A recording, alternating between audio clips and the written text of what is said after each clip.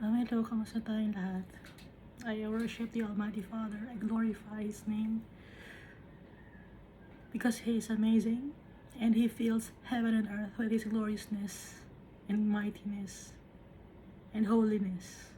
And I worship Jesus Christ for His saving grace. He can forgive sins just like the Almighty Father.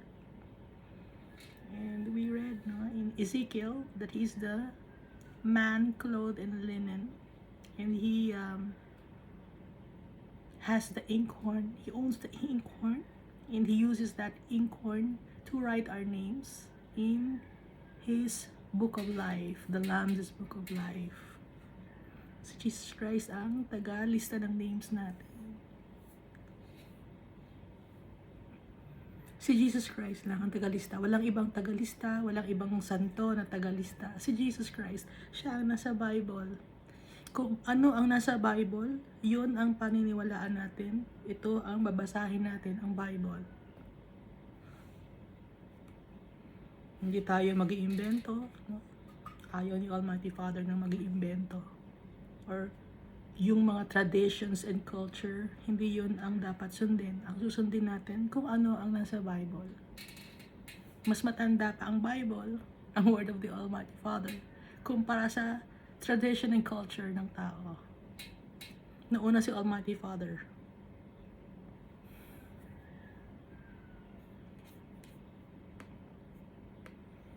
At mas paniniwalaan natin ang Bible kaysa sa mga tao dahil ang mga tao sinungaling. So last time we read Jeremiah chapter 22. Minention dito yung mga kings. In one way or the other, tayo, mga kings tayo. Dahil tayo nasusunod sa buhay natin. Hindi tayo nakikinig sa tatay natin, si Almighty Father. Pag hindi natin siya pinakinggan, napapahamak tayo.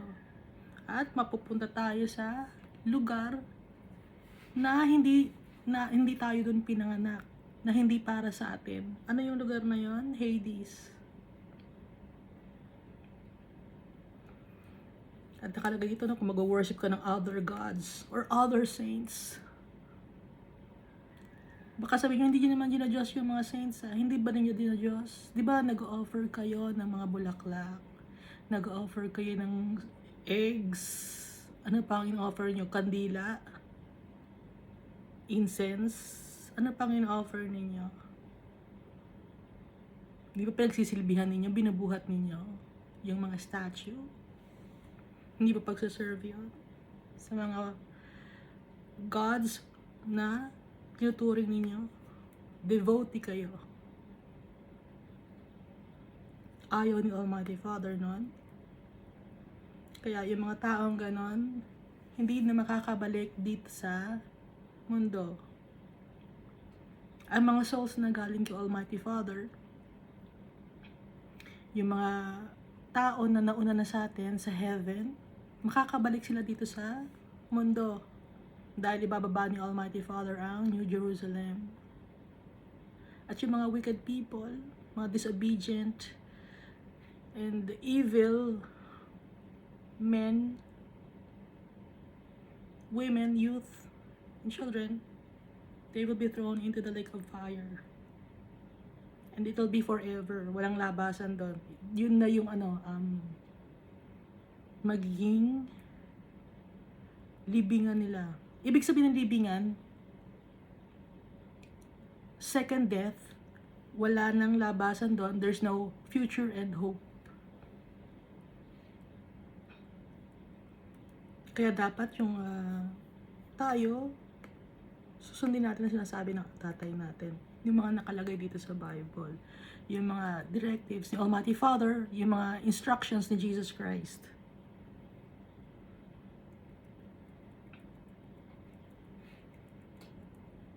Ang mga tao kasi nakafocus dito sa mundo for fame, wealth, and power.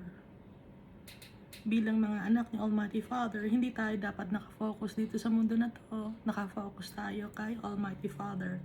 sa kanyang heavenly kingdom, sa inheritance natin, dahil tayo ang inheritance ni Almighty Father. Tayo ang kinoconsider niya na treasure, at ang treasure natin si Almighty Father. Kaya sinunod ni Jesus Christ si Almighty Father, dahil mahal ni Jesus Christ si Almighty Father. Faithful si Jesus Christ si Almighty Father. At kasama na ni Almighty Father si Jesus Christ bago pa man gawin itong mundo na to. So God din, si Jesus Christ, like our Father, the Almighty Father.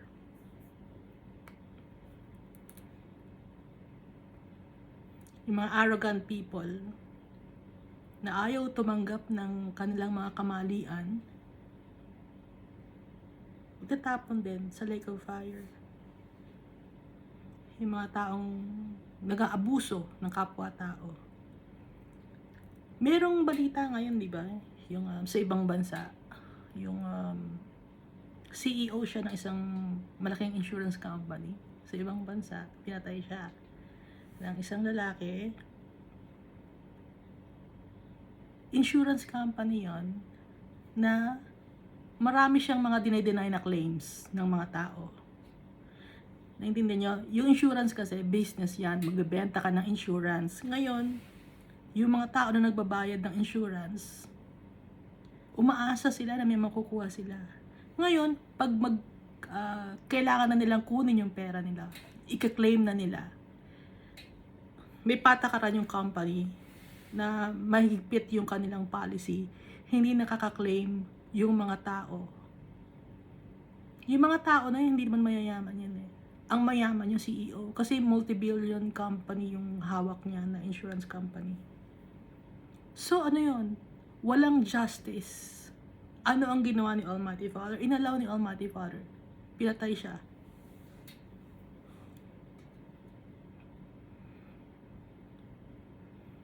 Wickedness of people. Pera ng tao, ayaw niyang ibigay.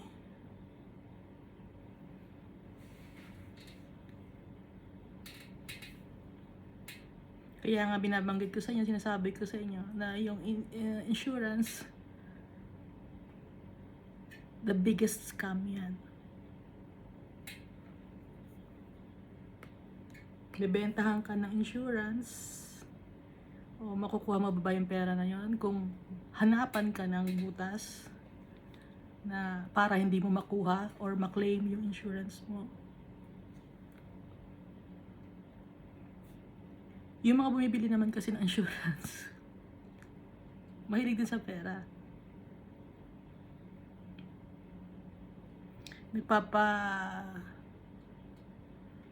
Nagpapaloko sila. Dahil nga, ang usapan doon, malaking pera ang makukuha mo. At sa ibang bansa rin, maraming mga mag-asawa ang nagpapatayan dahil sa insurance. Greediness of people. Saan napupunta yung mga taong greedy? Yung mga gumagawa ng injustice sa kapwa-tao niya. Sa impyerno. Pero kung lalapit kay Jesus Christ, mapapatawad ang tao na yon. At kung babaguhin niya ang kanyang ugali or yung kanyang traits, mapapatawad yung tao na yon. But since kung hindi ka hihingi ng tawad kay Jesus Christ, hindi ka naniniwala kay Jesus Christ, ang punta ng tao, ng kaluluwa ng tao na yon ay sa eternal damnation. Forever na siya. Nung nabubuhay siya rito, marangya ang buhay niya. Wealthy. Powerful. Kasi siya nagde-decide eh. Marami silang mga hawak na mga clients. Pagdating mo sa impyerno, bagsak mo, pantay-pantay ang mga souls doon. Lahat nagsisigawan. Hindi ko kayo tinatakot, yun ang totoo, yun ang nabasa natin dito sa Bible. Hindi tayo nag-iimbento. Si Almighty Father ang bibigay ng justice sa mga anak niya.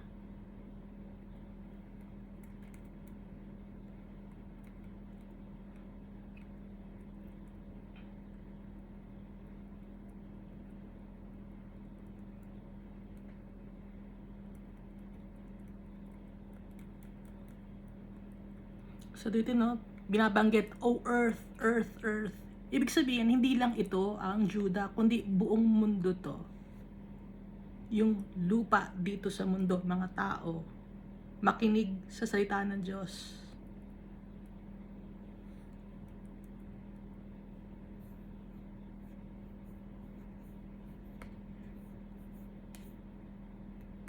So dito na tayo sa Jeremiah chapter 23.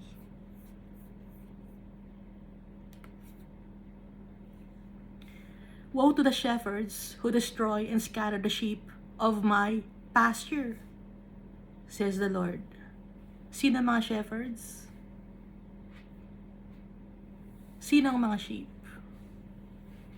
Woe to the shepherds who destroy and scatter the sheep of my pasture. Woe to those religious leaders, the pastors, the preachers, the elders, the deacons, the priests, nagiging dahilan para masira at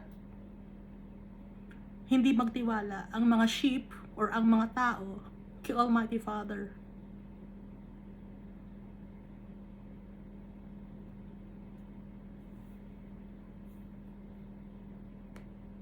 Pinababayaan ang mga tao ng mga religious leaders. Dahil yung mga religious leaders, sariling kapakanan lang nila ang iniisip nila. Ang pangarap nila, ano ang pangarap ng mga religious leaders? Nangangarap ang mga religious leaders na sumikat sila. Na makapagpatayo sila ng malaking congregation, maging international sila, tangkilikin ng buong mundo. Yun ang pangarap ng mga religious leaders.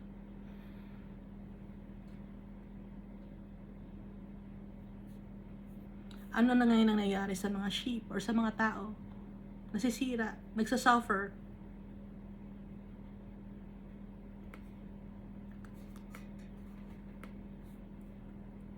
Verse 2, "Therefore thus says the Lord God of Israel against the shepherds who feed my people. You have scattered my flock, driven them away, and not attended to them. Behold, I will attend to you for the evil of your doings, says the Lord." Sabi ni Almighty Father, yung mga shepherds, nagpapakain ng mga tao, spiritually, no? Ibig sabihin nun, spiritual feeding, ang pinapakain salita ng Diyos. Pero anong ginagawa ng mga shepherds, ng mga religious leaders? Kumalat yung mga flock, yung mga tao, nag-alisan, nasira ang buhay, nawalan ng faith kay Almighty Father. At dahil yun sa hindi pag-alaga ng mga preachers, pastors, leaders, elders, deacons, and priests sa mga tao, dahil mas ginusto ng mga religious leaders na unahin nila ang kanilang mga sariling pangarap, sariling mga goal sa buhay. Kaya anong gagawin ng Almighty Father? "I will attend to you for the evil of your doings, says the Lord." Malaki ang responsibility ng pagiging isang pastor, religious leader, no? Kahit na malaki yung congregation mo or maliit yung congregation mo, malaki ang responsibility mo kay Almighty Father dahil yung mga flock, yung mga uma-attend sa'yo, kaluluwa nila, yun ang mawawala. Importante kay Almighty Father ang kaluluwa ng mga tao. Bawat tao, importante kay Almighty Father. At pag nawala yung mga kaluluwa na yan, magagalit si Almighty Father sa mga shepherds. Hindi na tinutulungan ng mga tao, kundi sinisira nila ang buhay ng mga tao.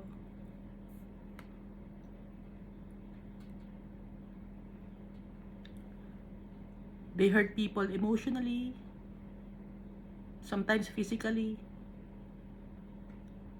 mentally, and spiritually. Bakit mentally? Kasi nagtuturo sila ng mali. Wala sa Bible tinuturo nila. Mga kalokohan ang tinuturo nila. physically sometimes nangaabuso sila ng mga bata, ng mga babae, ng mga lalaki. At pag nakapag-abuso sila, emotional ang iiral sa mga tao na yun, madedepress ang mga tao na yun. Na yung mga pinagkakatiwalaan pala nila na religious leader, hindi pala mapagkakatiwalaan, sasaktan pala sila. Aabusuhin pala sila, gagamitin pala sila. Ginagamit ang pangalan ni Almighty Father para makapanloko ng tao. Verse 3, But I will gather the remnant of my flock out of all countries where I have driven them, and bring them back to their folds, and they shall be fruitful and increase. Ang gagawin ni Almighty Father, siya ang magagather mismo ng kanyang mga anak sa bawat lugar. Kukunin niya sa bawat lugar, o out of all countries. Ibig sabihin, hindi lang ito Israel, hindi lang Judah, kundi buong mundo.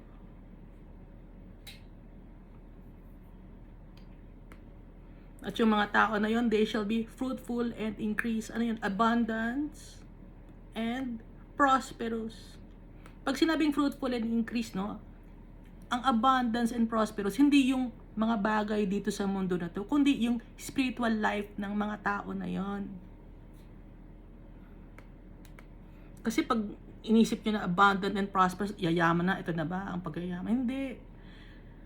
Pag si Almighty Father ang kasama natin, mayaman tayo.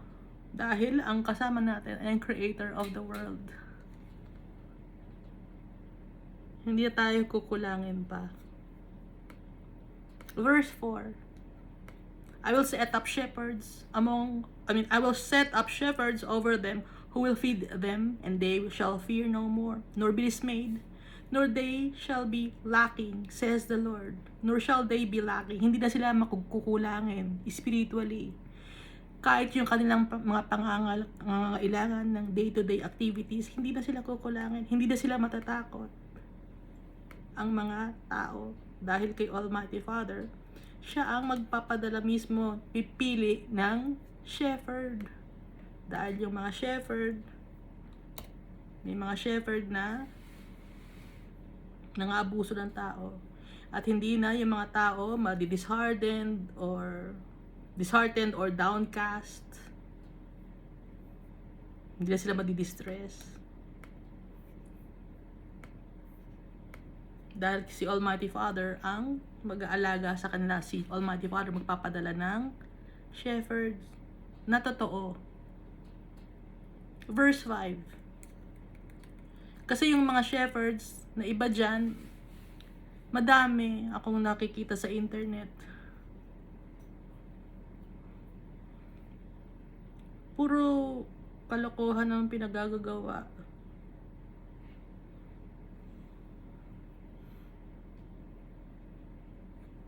Verse 5, Behold, the days are coming, says the Lord, that I will raise to David a branch of righteousness. A king shall reign and prosper, and execute judgment and righteousness in the earth. Darating ang araw na itatag ko galing sa lineage ni David, a branch of righteousness. Sino yung branch of righteousness? Si Jesus Christ. A king shall reign. Si Jesus Christ yan. And prosper, and execute judgment and righteousness in the earth. Si Jesus ang mag-execute ng judgment and righteousness. Kaya nga, di ba sa Book of Revelation, siya ang mag-judge sa mga tao. Kaya nga, si Jesus Christ ang nagsusulat ng names natin sa kanyang Book of Life, sa Lamb's Book of Life. Kasi alam niya, kilala ni Jesus Christ yung mga tao. Tama ang pang-judge ni Jesus Christ dahil siya ay righteous.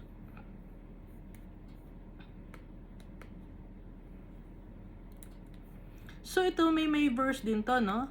Na makikita natin, na binabanggit kita si Jesus ay ang branch.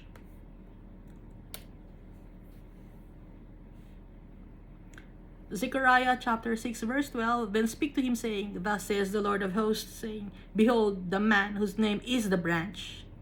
From his place he shall branch out, and he shall build the temple of the Lord. Sa Zechariah chapter 6 verse 12 yun. Tapos meron din sa ito na yung Jeremiah, no? Isaiah chapter 4 verse 2.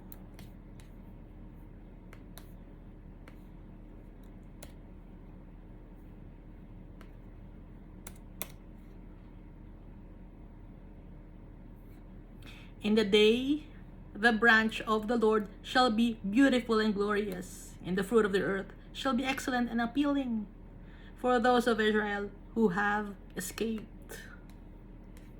Jesus Christ. It's beautiful.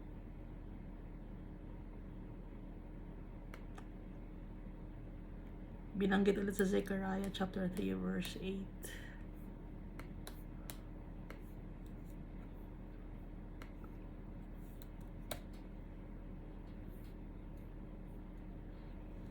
Hear, O Joshua the high priest, you and your companions who sit before you, for they are a wondrous sign. For behold, I am bringing forth my servant, the branch. Si Jesus Christ.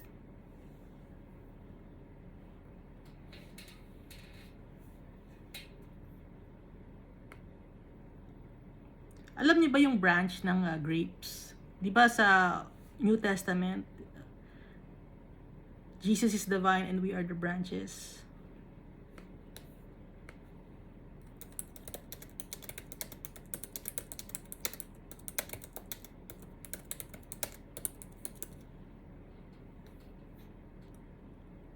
John chapter 15.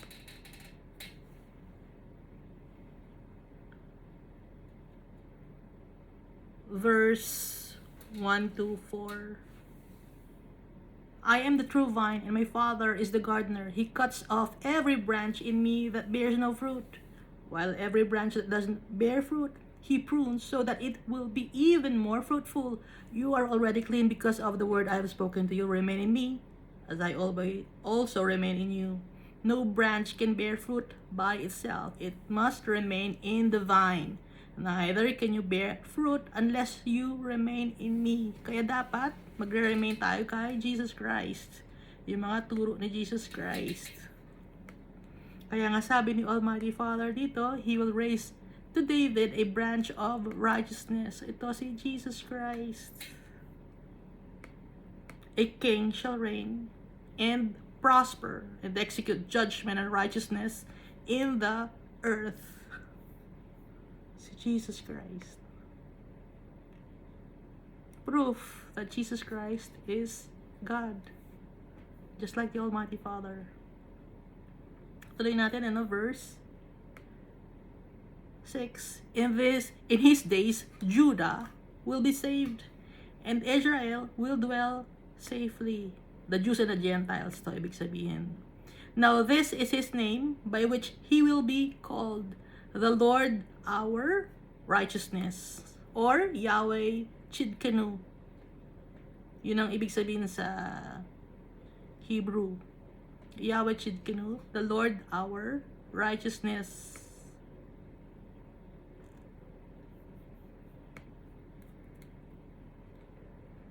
Kaya yung mga Jews and Gentiles, masasave tayo. We will dwell safely with our Father because of Jesus Christ. He will be called Yahweh Chidkenu, the Lord our righteousness. Verse 7, therefore, behold, the days are coming, says the Lord, that they shall no longer say, as the Lord lives, who brought up the children of Israel from the land of Egypt. But as the Lord lives, who brought up and led the descendants of the house of Israel from the north country, and from all the countries where I had driven them, and they shall dwell in their own land. Nabasa na rin natin to, no? Diba? Sa Jeremiah chapter 16. Anong ibig sabihin itong verse 7 and 8 ng Jeremiah chapter 23? Hindi na sasabihin ng mga tao na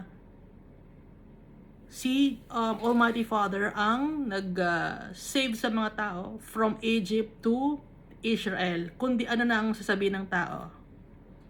Si Almighty Father, yung mga souls in heaven, pati na ang mga kanyang mga followers from all over the world, magsasama-sama na. And they shall dwell in their own land. Ano yung own land natin? Yung inheritance natin? Yun yung New Jerusalem. From the north country, sa heaven, kasi may mga souls in heaven, kasama ni Almighty Father. And from all the countries, kahit saang sulok ng mundo, kung saan napadpad yung mga followers ni Jesus Christ, saka ni Almighty Father, magsasama-sama ngayon. At magdadwell sa New Jerusalem, own land, na inheritance natin. Part of inheritance. Dahil maraming inheritance tayo na galing kay Almighty Father.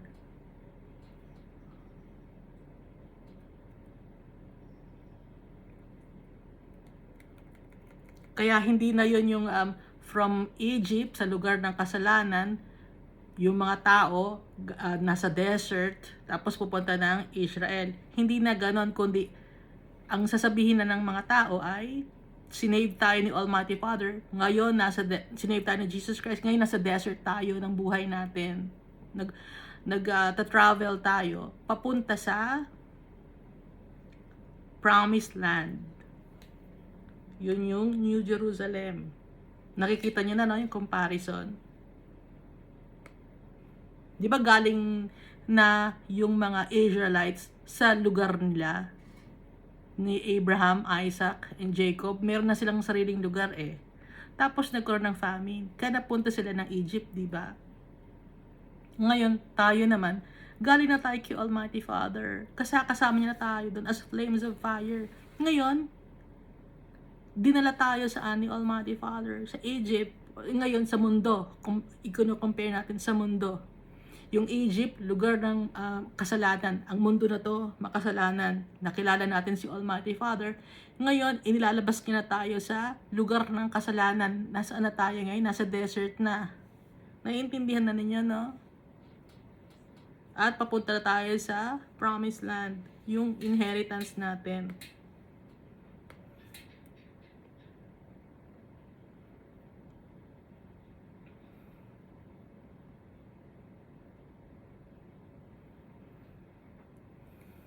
Verse 9, my heart within me is broken because of the prophets.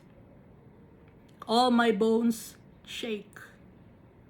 And like a man whom wine has overcome because of the Lord and because of his holy words. Disheartened si Jeremiah dahil sa mga prophets. Kinikilabutan si Jeremiah sa mga sinasabi ng mga prophets. Nako-confuse siya.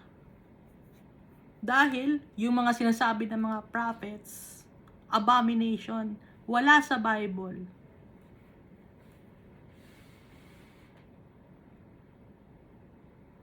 At napapalayo ang mga tao kay Almighty Father dahil sa mga false prophets. Nasisira ang buhay dahil sa mga false prophets. Verse 10, for the land is full of adulterers. Madumi ang mundo. At dahil sa curse, yung mundo ay umiiyak or nagmumurn or naglalament. Ano yung curse na yon? Curse ng kasalanan. The pleasant places of the wilderness are dried up. Their course of life is evil and their might is not right. Yung mga tao, naliligaw. Puro mga kasamaan ang kanilang ginagawa. Hindi maayos sa paningin ni Almighty Father ang ginagawa ng mga tao. At ang mga tao, yung kanilang spirit, ay nakafocus lang sa mundo na to. Pag ang spirit mo nakafocus lang sa mundo na to, Alam natin ang mundo na to ay punong-puno ng kasalanan. Pag nakafocus ka sa mundo to, ang tingin mo lang yung mundo na to kung paano ka yayaman, makakapangsira ng tao. Usually, laging ganun naman, di ba? Paninira ng tao, pang-aabuso sa tao, maging angat sa ibang tao, kayabangan. Usually, laging ganun ang kasalanan ng tao. Kaya yung mga tao ay weak sila. For both prophet and priests are profane. Yes, in my house I have found their wickedness. Sabi ni Almighty Father. Yung mga prophet tsaka yung mga religious leaders, they are all thinking of worldly things. Unfaithful and do blasphemous acts.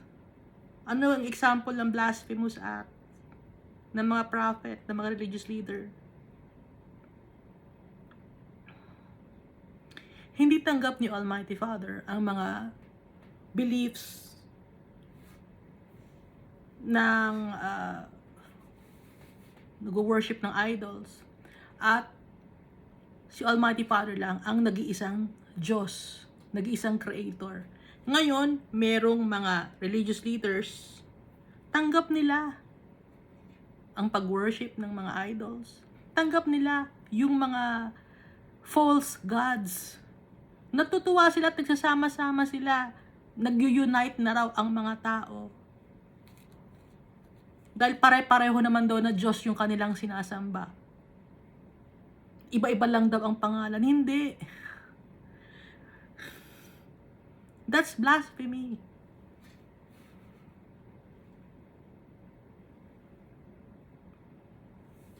Kasinungalingan yan.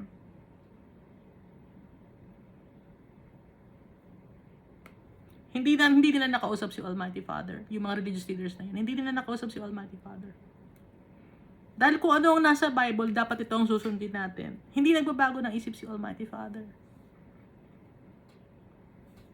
Yung sinasabi ng isang religious leader, no, na pumayag daw si Almighty Father na gawing Sunday ang Sabbath day. Hindi nila nakausap si Almighty Father doon. Sila na nag-decide. Hinayaan na sila ni Almighty Father. Dahil yun lang ang pagkakaintindi nila. Hindi nila naiintindihan ang ibig sabihin ng Sabbath day. Ang akala lang nila araw lang yon ng 7 days a week. Akala lang nila araw yon. Kaya hinayaan sila ni Almighty Father sa kanilang sariling kalokohan.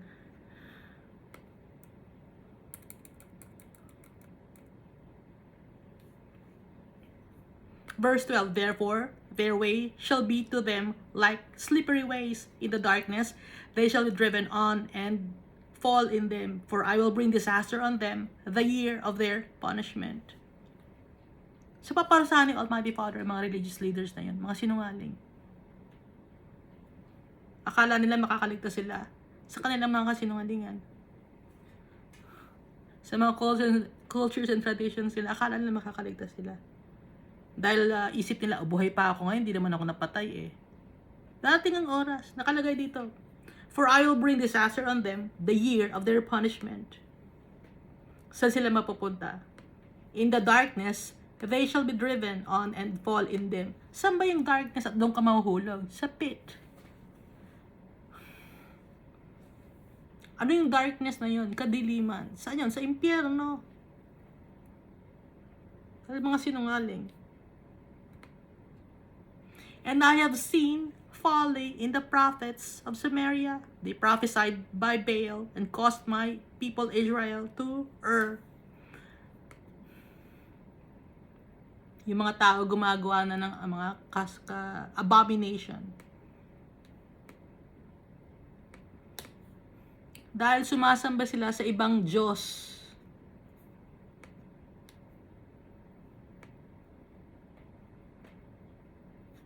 iniimpluwensyahan nila ang mga tao. Dahil ang focus ng mga religious leaders ay comfort of this world. Yung magaan ang buhay nila sa mundo na to. Yun ang focus ng mga religious leaders. Kaya pati yung mga tao nagagaya na rin sa mga religious leaders. Sumasamba na rin sila sa pera. Sa mundo na to. Kinalimutan na si Almighty Father. Verse 14. Sabi ni Almighty Father, also, I have seen a horrible thing in the prophets of Jerusalem. They commit adultery and walk in lies. Sinungaling, gumagawa pa ng adultery. They also strengthen the hands of evildoers. Ano yun? Lakas pa ang kamay ng mga gumagawa ng kadumihan. Ano yun? Sino yung mga gumagawa ng kadumihan? Example, no, sa politika. Ano yan kampi-kampihan yan. Pinalalakas pa nila yung gumagawa ng kalokohan or ng wickedness. Sumasali pa sila sa politika. Kaya lumalakas ngayon ang loob ng mga taong wicked. Example lang yon. Marami pang mga bagay na example na lalong lumalakas ang loob ng mga wicked dahil sa nakasuporta yung mga religious leaders sa mga wicked people. Pag mayaman yung tao, susuportahan nila.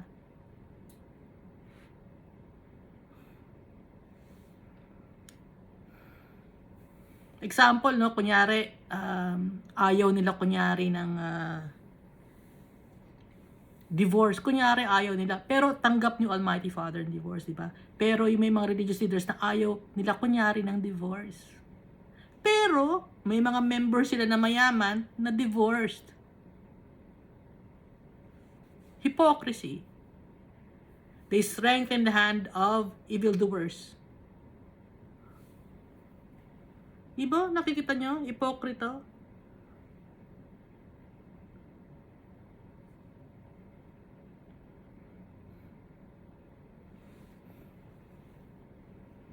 Meron pa yung gagawin daw yung nanay na santa eh. Gagawin daw na santa yung nanay niya, pero yung anak naman gusto madaming asawa. Ba't ganon?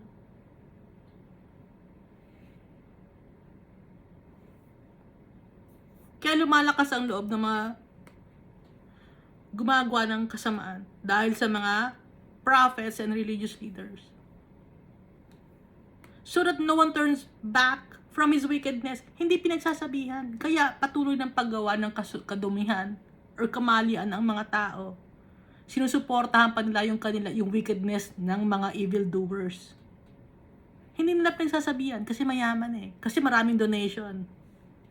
Sikat. Bakit nila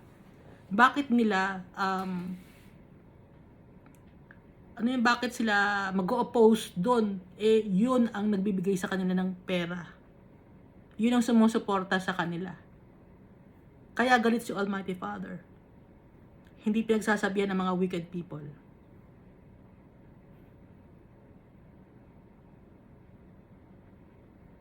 All of them are like Sodom to me, and her inhabitants like Gomorrah. Alam naman natin ang Sodom and Gomorrah, di ba?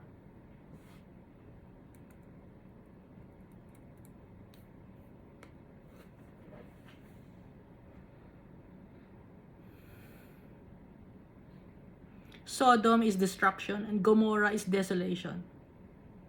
All of them are like destruction to me, sabi ni Almighty Father, and her inhabitants like desolation. Walang hindi magandang investment.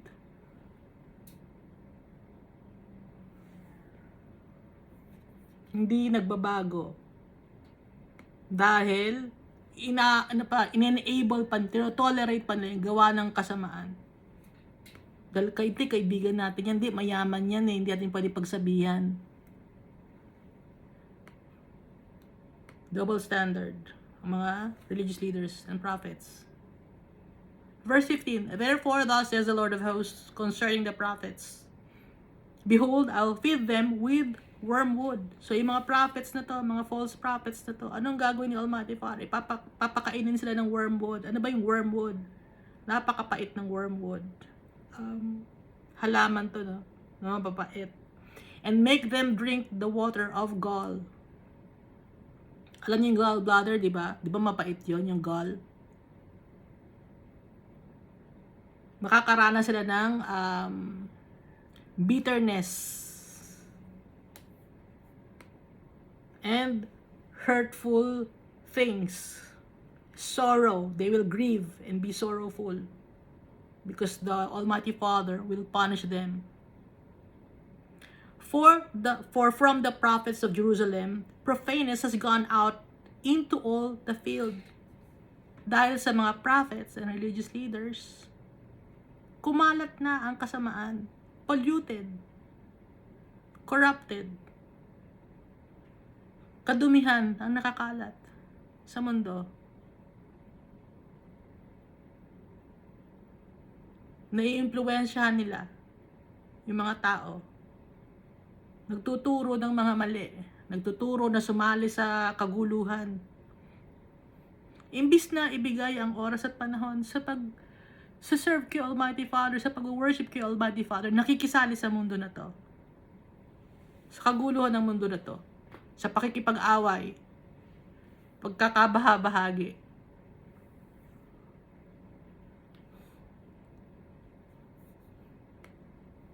Verse 16, Thus says the Lord of hosts, do not listen to the words of the prophets who prophesy to you. Sabi ni Almighty Father. They make you worthless. They speak a vision of their own heart, not from the mouth of the Lord. Worthless ang mga sinasabi ng mga prophets. Ito ay mga false prophets, ha. Kasi minsan may mga religious leaders na nagpa-prophesy. Ngayon, yung mga religious leaders na nagpa-prophesy, wala sa Bible yung kanilang mga prophecy. Kung yung prophecy ay wala sa Bible, hindi in line sa word of the Lord, yung Almighty Father na nakikita natin sa Bible, kasi nungalingan yun. Gawa yun ng demonyo. Because they make you worthless. They speak a vision of their own heart. Yung puso kasi nila madumi. Kung ano yung nasa puso nila, yun ang sinasabi nila. Hindi galing kay Almighty Father, not from the mouth of the Lord. Kaya yung isang religious leader, no, sabi tanggap ni Almighty Father lahat ng religion. Hindi yun tanggap ni Almighty Father. Sinungaling yun.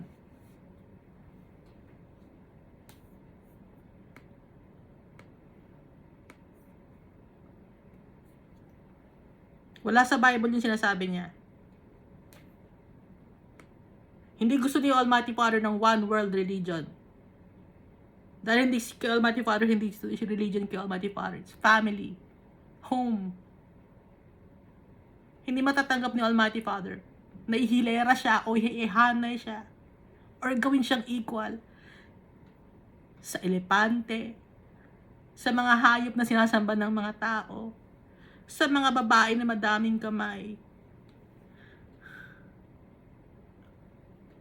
sa kadumihan. Hindi pwedeng maihanay si Almighty Father doon. Kasi si Almighty Father, iba siya. He is the Creator.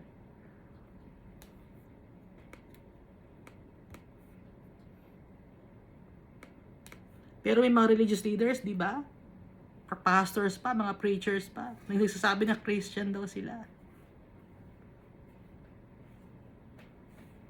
Yung nakalagay na kasalanan sa Romans chapter 1, isa-isahin nyo yon kung ano doon. Kung hindi tanggap ni Almighty Father lahat ng mga kasalanan doon dahil nga kamatayan niya ang kaparusahan, di ba? So, sinungaling yung mga nalalaman ninyo o nakikita nyo sa internet. Hindi ko na gustong palangalanan pa yung mga tao na yon. Iba-ibang sila, lahi.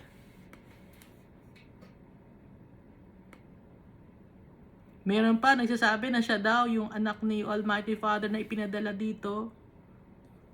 At pagmamayari daw niya lahat ng kaluluwa. Hindi totoo yun. Sinungaling yun. Alam naman ninyo na sinungaling kasi kung maniniwala kayo doon, maniniwala ba kayo doon? Wala naman sa Bible yung sinasabi niya. Kaya nga, may Bible tayo, dito tayo titingin eh. Manual nga ito ng buhay natin eh. Pero ang titigas ng ulo ng mga tao. Ano hindi na kakaintindi?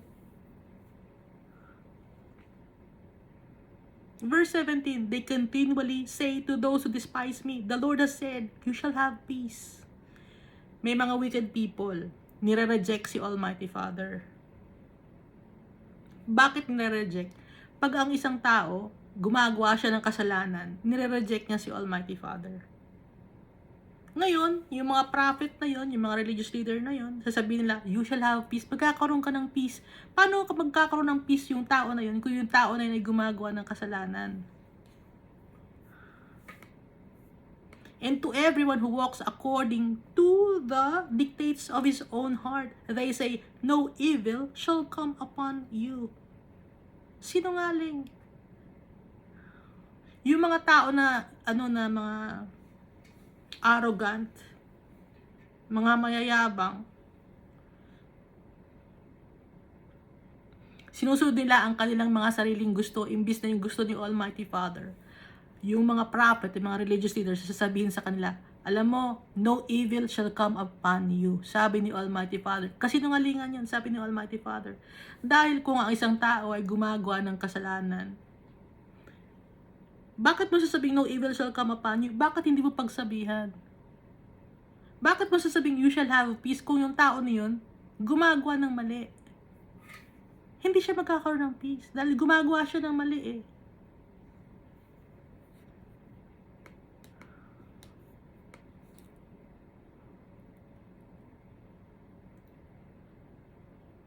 Ina-assure nila yung mga tao na magiging peaceful ang buhay nila at walang evil na mangyayari sa kanila. Pero yung mga tao na yun gumagawa ng kamalian, paano nangyari yun? Di ba sabi nga ni Almighty Father, paparusahan niya yung mga tao na na nire-reject siya, na ang mga puso ay madumi, na sinusunod yung puso nila, yung gusto nilang mangyari sa buhay nila. Hindi nila kinukonsulta si Almighty Father. Paparusahan ni Almighty Father yon. Nakalagay sa Bible, di ba?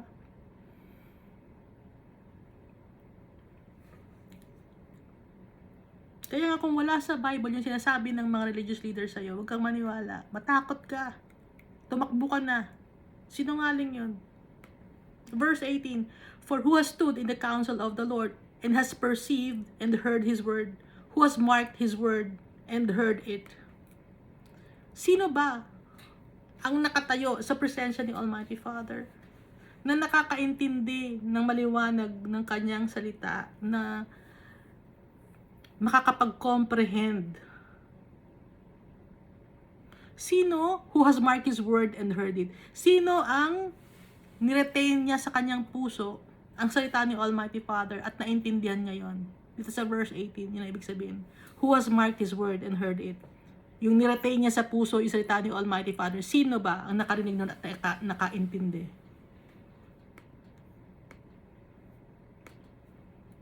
Verse 19, behold, a whirlwind of the Lord has gone forth in fury, a violent whirlwind. It will fall violently on the head of the wicked. So, walang peace. Ha? At evil shall come upon the people who follow their own wicked ways, their stubbornness. Ano ba yung whirlwind? Disaster and chaos. Yun ang galit ni Almighty Father, the wrath of the Holy Father. Yung violent whirlwind, no? I-shake niya ang mundo. At may experience to ng mga taong sinungaling at mga gumagawa ng kasamaan. It will fall violently on the head of the wicked. Verse 20, the anger of the Lord will not turn back. hindi mo mapipigil ang galit ni Almighty Father. Until He has executed and performed the thoughts of His heart, in the latter days, you will understand it perfectly. Sa latter days, sa end of times, yung galit ni Almighty Father, hindi mapipigil. Gagawin ni Almighty Father to His heart's contentment. Yung pag-execute ng justice. He will avenge Himself and His people. Yung galit ni Almighty Father, hindi yan mapipigil. Mangyayari ang nasa Book of Revelation.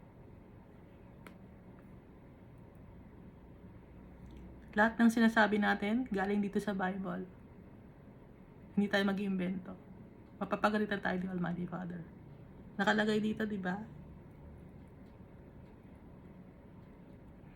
But if I have not sent these prophets, yet they ran. I have not spoken to them, yet they prophesied. Sabi ng Almighty Father, ang daming mga false prophets ngayon.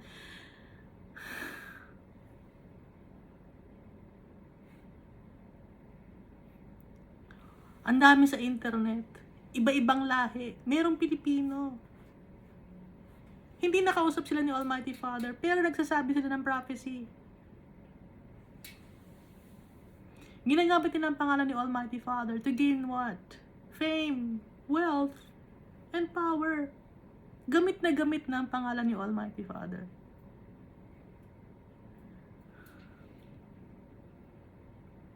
Ginagamit ng mga tao sa kanilang mga sariling pangarap sa buhay.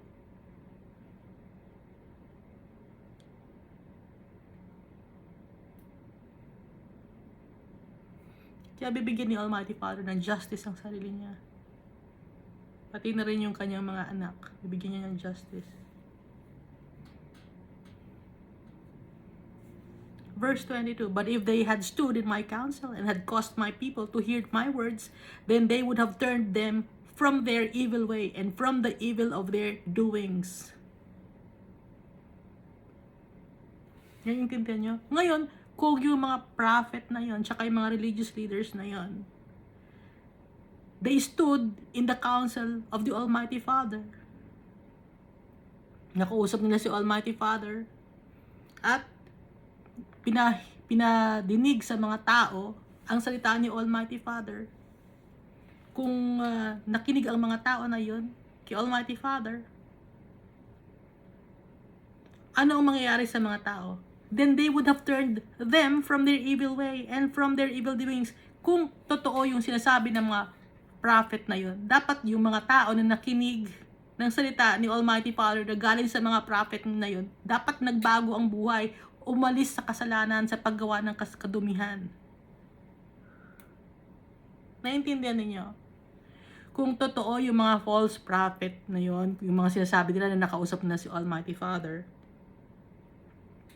at sinasabi nila sa mga tao kung na nakausap nila si Almighty Father, tapos yung words nila ay maayos, kung talagang nakausap sila ni Almighty Father, yung mga pinagsasabihan ng mga prophet na yon, na mga tao, dapat tumino ang buhay, naging fruitful sila, naging maayos sila, tumigil sila ng kanilang mga kasamaan. Yun ang sabi ni Almighty Father dito, yun ang ibig sabihin. They would have turned them from their evil way and from the evil of their doings. Pero hindi eh. Patuloy na gumagawa ng kasamaan ang mga tao. Bakit? Kasi sinungaling ang mga religious leaders. Ang mga prophets, sinungaling.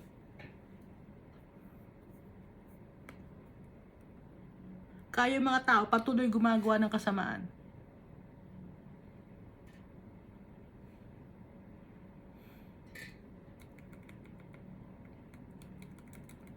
Sa Matthew chapter 7 verse 15 to 20. Beware of false prophets who come to you in sheep's clothing, but inwardly they are ravenous wolves. You will know them by their fruits. Do men gather grapes from thorn bushes or figs from thistles? Even so, every good tree bears good fruit, but a bad tree bears bad fruit. If a good tree cannot bear bad fruit, nor can a bad tree bear good fruit. Every tree that does not bear good fruit, it is cut down and thrown into the fire. Therefore, by their fruits, you will know them. I-check nyo yung mga religious leaders ninyo. Ano yung mga fruits nila?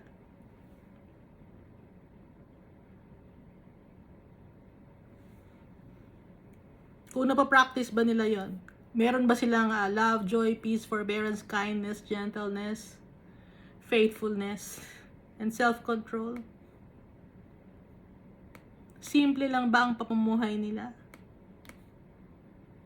Hindi ba sila nang-aabuso ng tao? Nahingi ng hingi? Hingi ng kung ano-ano? Yung mga members ba nila, nagbago ang buhay? Naging matino ba yung mga members? Huminto ba sa paggawa ng kasamaan?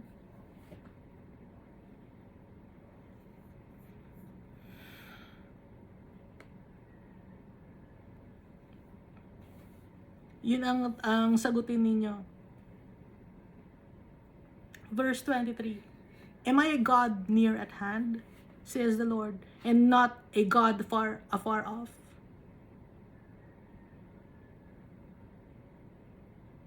Si Almighty Father, malapit siya, hindi siya malayo. Nakikita niyo lahat ng ginagawa natin. Can anyone hide himself in secret places, so I shall not see him, says the Lord? Do I not feel heaven and earth, says the Lord? Sa verse 24. So si Almighty Father, nakikita niya tayo, malapit lang siya, hindi siya malayo. Kitang-kita niya tayo. Nga ginagawa natin, mga nasa puso't isipan natin, kitang-kita ni Almighty Father.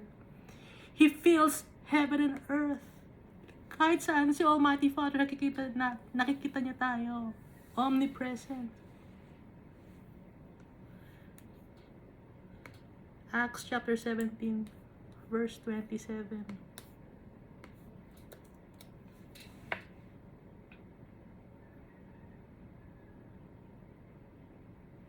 So that they should seek the Lord in the hope that they might grope for him and find him, though he is not far from each one of us. Hindi malayo si Almighty Father, malapit siya. Kakausapan natin siya, magpipray tayo.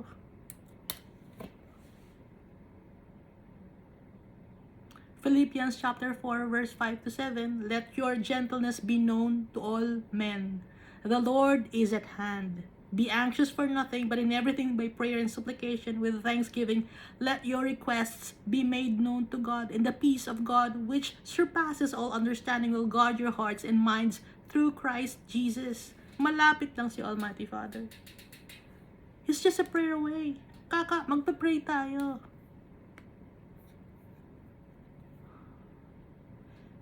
Ngayon, itong mga false prophet na to, hindi sila nakakausap ni Almighty Father.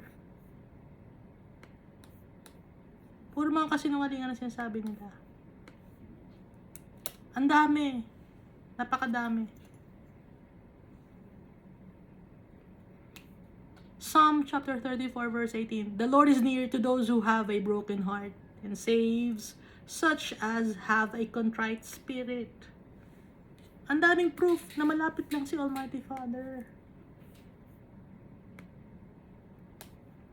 Hindi tayo makakapagtago sa Kanya. Nothing is hidden from our Father. His holiness fills heaven and earth. Verse 25.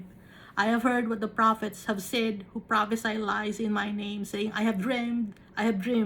No? I have dreamed. Sabi ng false prophet na nagsasabi ng kasinungalingan, na naginip daw siya.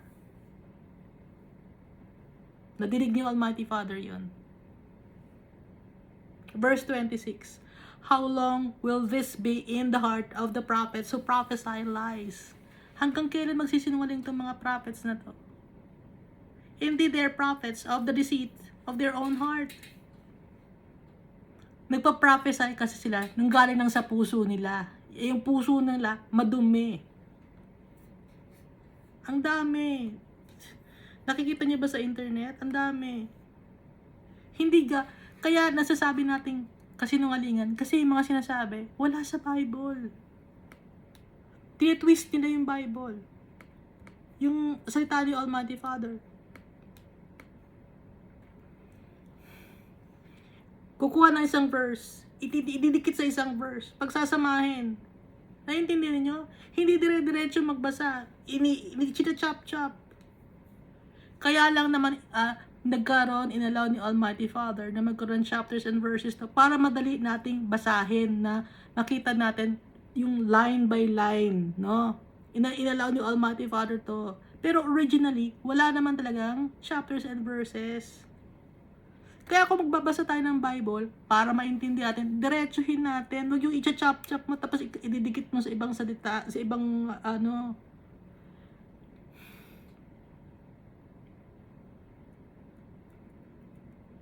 nakakita ka lang ng tungkol sa blessing, ito na, yayaman na tayo, tapos ididikit mo ngayon sa siksik-ligdat umaapaw.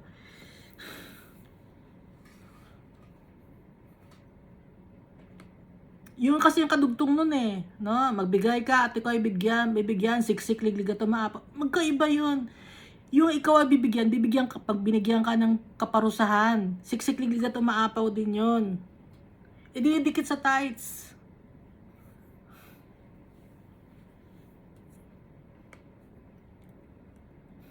Dahil yun ang focus ng mga religious leaders, yung tithes ninyo, yung tithes na hindi naman sila Levites, nanghihingi ng tithes. Kasi nungalingan yan. Sana maging honest na lang sila, no? Offering to dahil may babayaran tayo. Offering, hindi to sapilitan. Hindi ka dito masasave sa tithes na to. Sa 10% hindi ka masasave. Dahil ang tuloy na kayamanan, si Almighty Father. Ang ginagawa ng mga tao, pag mayaman, ang laki ng binigay, ina-announce pa sa buong congregation, ang laki ng binigay ni sister, ang laki ng ni brother. Tapos ikaw ngayon, mafe-feel mo, ay wala akong ibinigay, hindi yata ako masasave. O ano na nangyari sa kaluluwa ng tao na yan?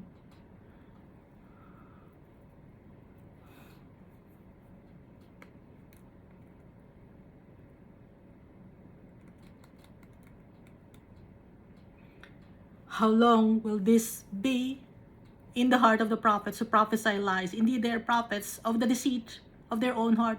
Prophet sila, pero sa sarili lang ng mga salita. Hindi galing kay Almighty Father. Naintindihan ninyo? Prophet sila ng sarili nilang puso na madumi. Verse 27, who tried to make my people forget my name by their dreams, which everyone tells his neighbor, as their fathers forgot my name for Baal. Nakalimutan ng mga tao si Almighty Father. Bakit? Dahil sa mga prophecy or mga itinuturo ng mga religious leaders na mali. Kaya nawawala ang pangalan ni Almighty Father. Ang sinasamba ngayon yung mga santo.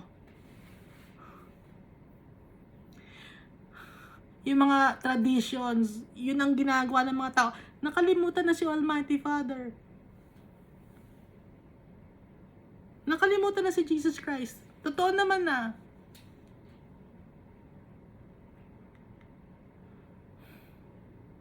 Kinalimutan niya na si Almighty Father. Kinalimutan niya rin si Jesus Christ.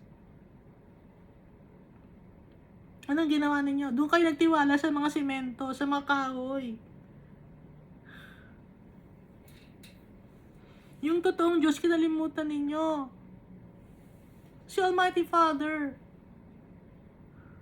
Footstool lang niya tong mundo. Kisupamba yung mga tao ng kung ano-ano na lang. Napariwara ang mga tao. Naligaw. Blind leading the blind.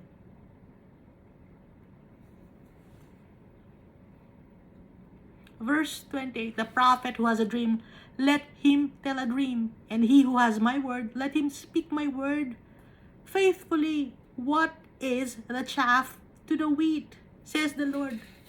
Alamin ninyo kung ano yung chaff sa wheat. Alamin ninyo yung totoo sa hindi totoo. The prophet who has a dream, let him tell a dream, sabi ni Almighty Father. And he who has my word, let him speak my word faithfully. Bakit faithfully idinugtong dito? Dapat faithfully, ibig sabihin, nagko-coincide, yung nagko-corroborate, yung kung ano nasa Bible, nagko-corroborate or sumasakto sa mga prophecy ng tao, ng prophet. Hindi yung malayo ang merong discrepancy. Yung prophecy, may discrepancy sa Bible. Bakit ganun? Hindi. Dapat kung ano yung nandito sa Bible, kasakop siya ng nagpa-prophesy. Naiintindihan ninyo? Kaya nga, sabi ni Almighty Father, He who has my word, let him speak my word faithfully. Lahat ng mga nandito sa Bible, lahat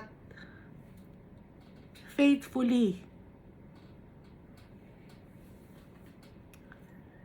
At alamin, what is the chaff to the wheat? Alam mo yung chaff? Yung chaff, walang kwenta yun, di ba? Parang ano lang yun eh, dumi. Yung wheat, yun ang may value. Alamin kung ano yung dumi sa may value. Sabi ni Almighty Father.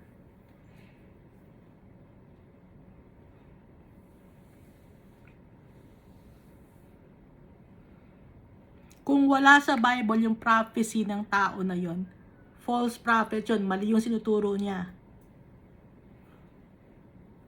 Binabastos niya si Almighty Father. Kaya pag may nagtuturo sa iyo, tingin agad tayo sa Bible. Nandito ba yon? Madali nang hanapin sa Bible ngayon, may internet na, di ba?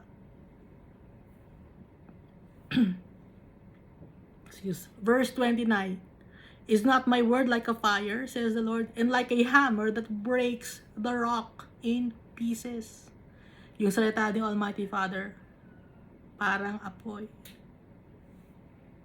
Nakakapaglinis at nakakapagsunog ng kadumihan. Nakakapagsunog ng mga peke.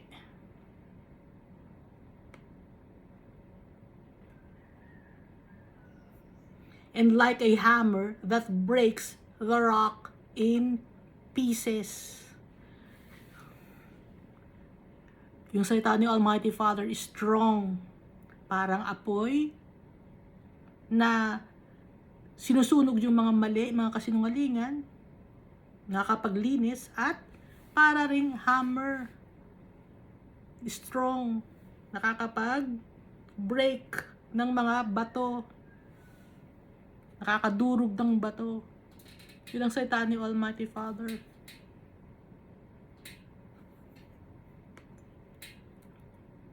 Verse 30.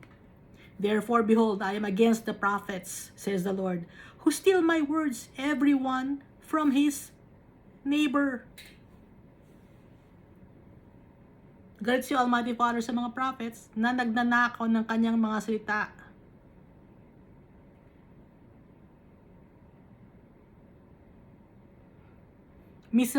Misrepresentation. Galit si Almighty Father. Baka sabihin niyo, bakit nalang puro laging galit si Almighty Father? Bakit hindi magagalit si Almighty Father? Puro tayo kasalanan. Bakit hindi puro parusa ang sinasabi ng Almighty Father? Kasi puro tayo kasalanan. Akala ko ba mapagmahal si Almighty Father? Mapagmahal si Almighty Father. Kaya nga niya tayo tinuturuan eh. Para maituwid tayo. Para makuha natin ang ating inheritance. Kaya nga sabi ni Almighty Father eh, nasasaktan ba kayo? Is not, kasi nga, ang salita ni Almighty Father, is not my word like a fire. Kaya tayo nasasaktan. And like a hammer that breaks the rock in pieces. Kaya tayo nasasaktan. Dahil yung salita ni Almighty Father is strong. At nakakasunog ng mga kasinungalingan, kamalian. Naglilinis ng tao. Kaluluwa at puso ng tao. Spirit ng tao.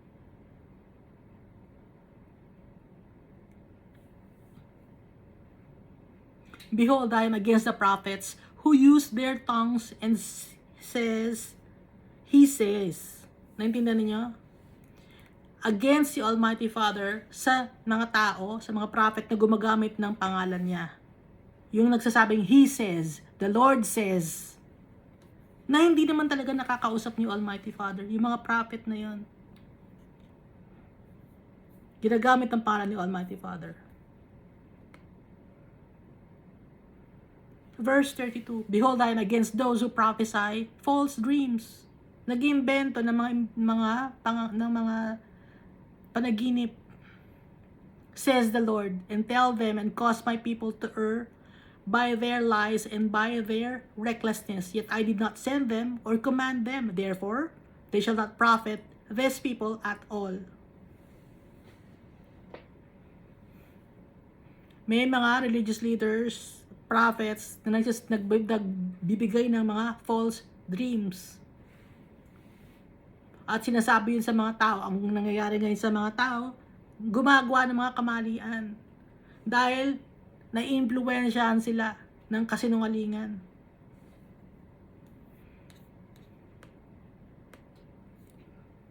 Para lang meron silang masabi na kinausap nila si Almighty Father, nagsisinungaling sila.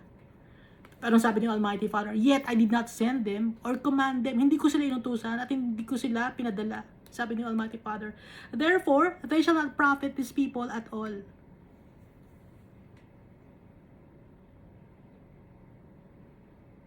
So yung mga tao na yon hindi rin makaka-gain ng spiritual insights.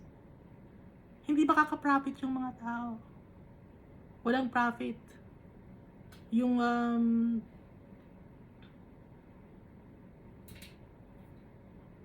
walang value. Hindi naka-gain ng turo ni Almighty Father kasi nga yung mga prophets, they prophesy false dreams, mali. Verse 33. So when these people or the prophet or the priest or religious leaders ask you saying, what is the oracle of the Lord? You shall then say to them, what oracle? I will even forsake you, says the Lord. Kahit si Jeremiah, pag hindi utos ni Almighty Father, hindi dapat magsalita si Jeremiah. Hindi dapat pinipilit. Kasi may mga tao na pinagsabihan ni Almighty Father si Jeremiah, pag may nagtanong sa'yo kung ano ang prophecy, huwag kang sasagot. Dahil hindi naman ipinag-uutos ni Almighty Father. Dapat lagi may go signal ni Almighty Father. Ang ibig sabihin nito kay Jeremiah. Verse 34. And as for the prophet and the priests and the people who say, the oracle of the Lord, I will even punish that man and his house. Damay-damay lahat.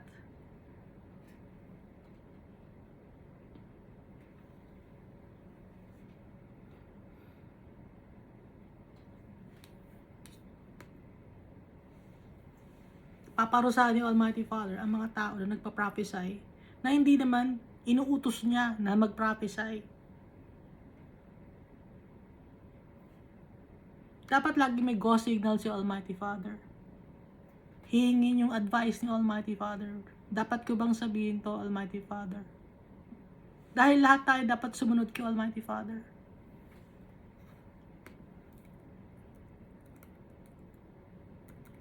Verse 35.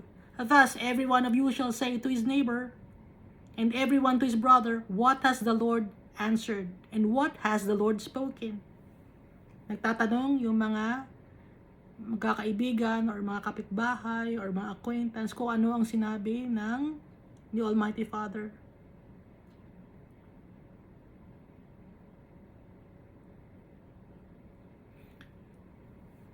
Magtatanungan sila kung ano ba ang sinabi ni Almighty Father. Sa verse 36, and the oracle of the Lord you shall mention no more, for every man's word will be his oracle.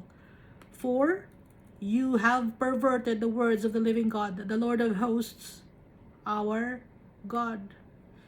Minamali ang salita ni Almighty Father, tinitwist, pinipervert. Kaya, kung titignan nyo ngayon, yung mga prophecy ng mga tao, wala sa Bible, kasi nungalingan yon. Hindi nagbibigay ng prophecy si Almighty Father ngayon.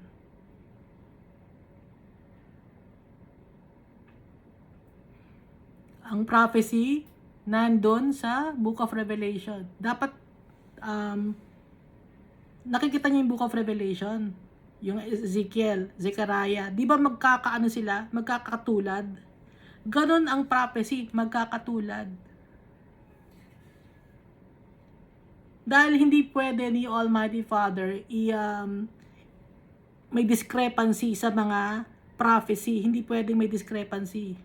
Dahil iisa lang ang gumawa ng Bible, iisa ang author, si Almighty Father.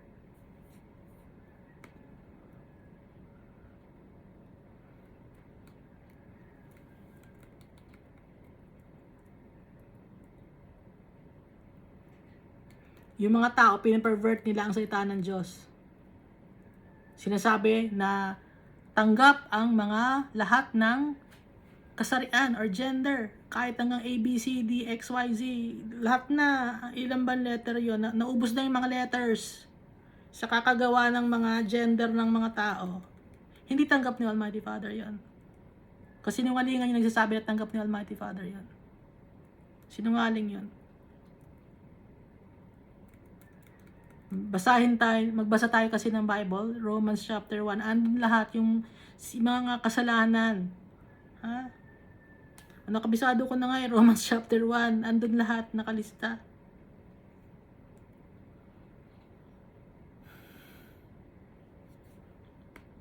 Verse 37, thus you shall say to the prophet, what has the Lord answered you, and what has the Lord spoken? But since you say, oracle, the oracle of the Lord, therefore thus says the Lord, because you say this word, the oracle of the Lord, and I have sent to you, saying, do not say the oracle of the Lord. Pag hindi sinasabi ni Almighty Father, huwag mag-imbento. Binigyan niya ng warning si Jeremiah.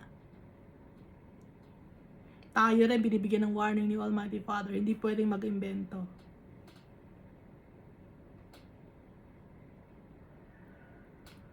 Verse 39, therefore behold, even I will utterly forget you and forsake you in the city that I gave you and your fathers, and will cast you out of my presence. Kahit si Jeremiah, sabi ni Almighty Father, kakalimutan kita, iiwan kita. Sabi ni Almighty Father kay Jeremiah. Pati na yung promise ko sa iyo at sa iyong mga sa iyong fathers, yung promise ko, kakalimutan ko yun. At I will cast you out of my presence. Sabi ni Almighty Father. Pag cast you out of my presence, ibig sabihin nun, eternal damnation na yun. Tatapon ni Almighty Father. And I will bring an everlasting reproach upon you, and a perpetual shame, which shall not be forgotten. Ano ba yung everlasting reproach?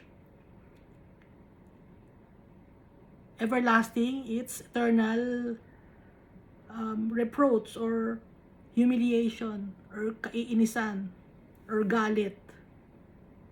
Perpetual shame, everlasting humiliation, consequences, which shall not be forgotten, hindi makakalimutan yung kasalanan. At pag hindi nakalimutan yung kasalanan, anong ibig sabihin nun? Nasa impyerno yung tao.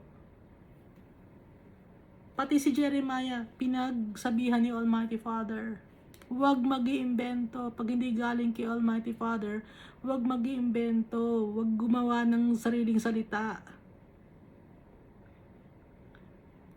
Malalaman natin kung ang prophecy ko galing kay Almighty Father o hindi. Paano? Dito sa verse 28. No? Jeremiah chapter 23 verse 28. The prophet who has a dream, let him tell a dream. And he who has my word, let him speak my word faithfully. Kaya nga may word na faithfully eh. Dapat sumasakto sa lahat ng mga nasa Bible. Faithfully. At nakikita dapat sa kanyang mga actions. May fruits of the Holy Spirit siya. At yung mga sinashare niya sa mga tao, nakakapagbago ng buhay ng tao. Hindi para masira yung tao. Nagsasabi siya lagi ng totoo. Kahit na masaktan na ang masaktan. Dahil sinasabi niya ang salita ng Diyos faithfully. Kaya nga, what is the chaff to the wheat? Alamin kung ano yung peke at yung totoo, yung walang value, yung walang laman, yung basura, at yung may value, yung may nutrients, yung may yung may substance, yung galing kay Almighty Father. Kaya pag may nakikita akong sa internet na nag-share ng Word of God,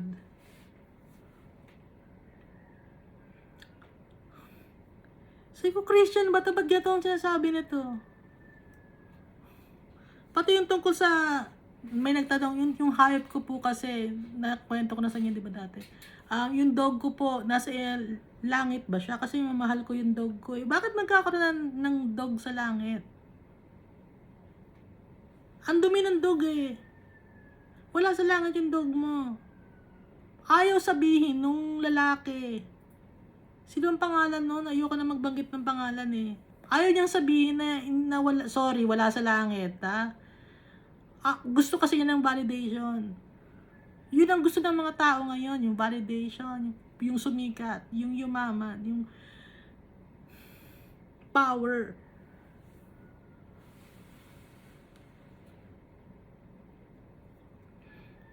Pero tayo, hindi natin kailangan yun. Ang kailangan natin si Almighty Father. Yung salita niya, yung totoo ang sasabihin natin. Huwag imbento.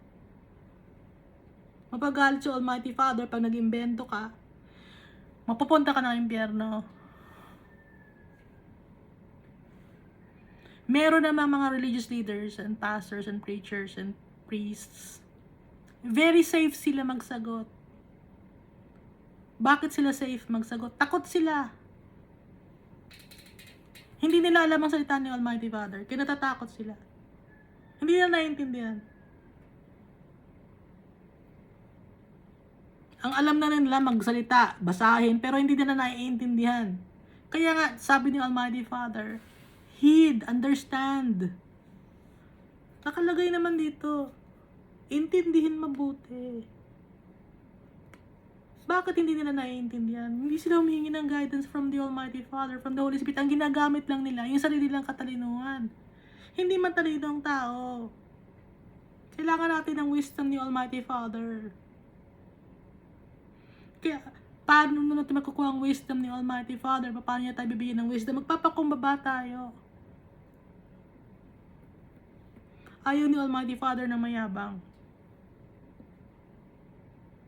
At dapat laging sasabihin yung totoo kahit makasakit ka ng damdamin ng tao dahil matagal na natin sinasaktan yung damdamin ni Almighty Father.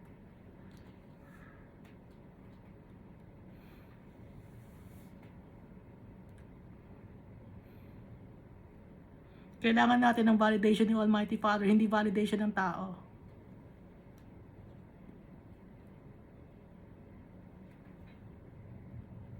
Baka sabi niyo, hindi kasi baka pag sinabi namin, magalit ang mga tao. O, ano naman kung magalit ang mga tao? Kasama mo si Almighty Father.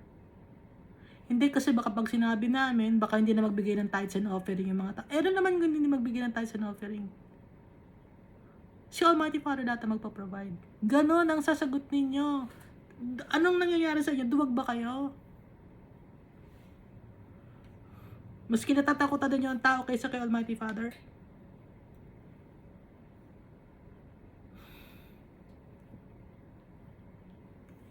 At dahil sa duwag kayo, mapupunta kayo sa impyerno. Di ba nakalagay sa Bible yung mga duwag na pupunta sa impyerno?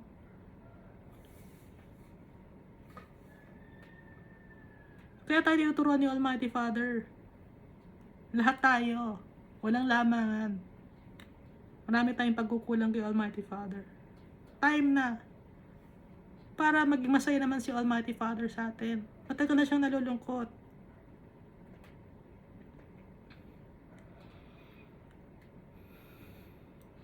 Kaya pinadala niya si Jesus Christ. Lahat na ibinadala ng Almighty Father, lahat ng kailangan natin ibinigay na sa atin. Pero hindi natin siya maintindihan, hindi pa rin sumunod ang mga tao. At yun ang mangyayari doon. Yung sa end of times. Yung lahat ng galit niya ibubuhos na ni Almighty Father sa mga tao na matitigas ang ulo.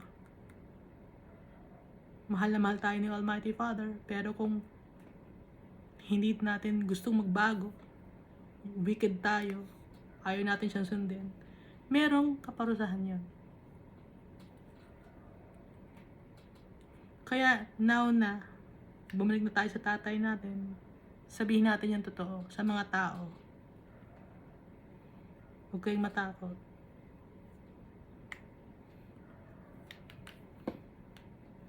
Mas nakakatakot, sino? Si Almighty Father. Dahil, siya yung may power na itapon yung kaluluwa natin sa impyerno. Ang tao, sasaktan nila tayo physically. Pero si Almighty Father, pag hindi natin sinunod, anong mangyayari sa kaluluwa natin? Yung kaluluwa mapupunta sa impyerno habang buhay na yon. Walang labasan.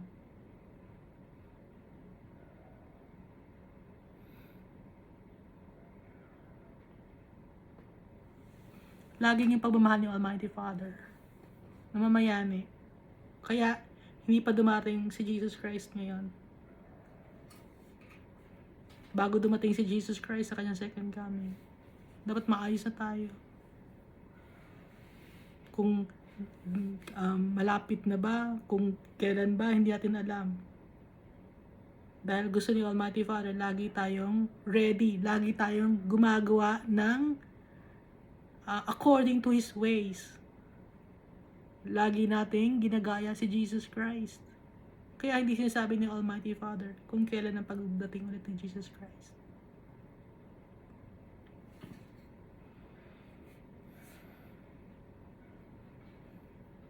Si Almighty Father, mahal na tayo. Kaya dapat mahalin din natin yung tatay natin.